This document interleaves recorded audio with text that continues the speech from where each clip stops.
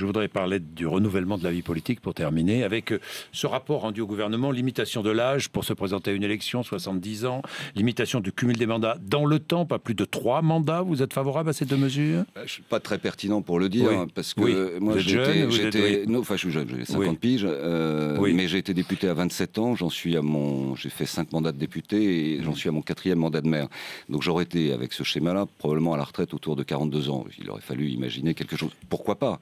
Et pourquoi pas? Au final, si c'est le sens de l'évolution de la société, pourquoi pas? Les Français demandent le renouvellement de la classe politique. Regardez les dernières enquêtes d'opinion. Bien sûr, bien sûr. François Hollande, Marine Le Pen. C'est pas moi qui vais vous dire le contraire, Jean-Jacques Bourdin. François Hollande, Marine Le Pen, Nicolas Sarkozy, les 3 premiers de la dernière présidentielle qui sont très bas dans les enquêtes d'opinion. Ils sont rejetés à 70%. Mais ils sont rejetés à 70%. Pourquoi? Parce que les Français veulent du renouvellement. Oui, mais vous aussi. Vous entourez. Vous aussi.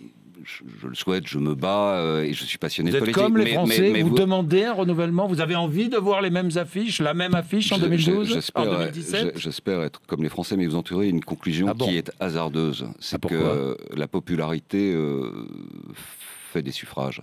La réalité, c'est que la popularité dans des sondages ne fait pas de suffrages. Et que l'organisation... Ça ne veut rien dire, donc. À un instant T et à 2 ans d'un scrutin présidentiel, ça ne veut strictement rien dire. Rien du tout.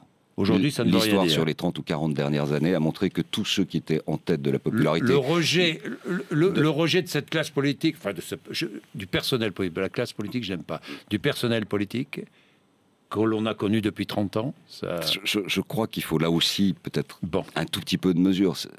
On ne fait pas un chef d'État avec un enfant trouvé au pied de la crèche. Il faut de l'expérience, il faut de l'autorité. L'État, ça s'apprend et c'est difficile. Aux États-Unis, on fait un chef d'État en 4 ans.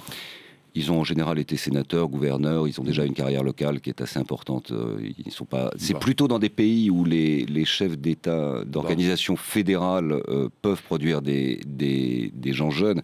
Mais je rappelle que nous, on a une spécificité. Notre président de la République est élu au suffrage universel. C'est la 5e puissance. Il a le feu nucléaire. Vous n'allez pas le confier à un enfant.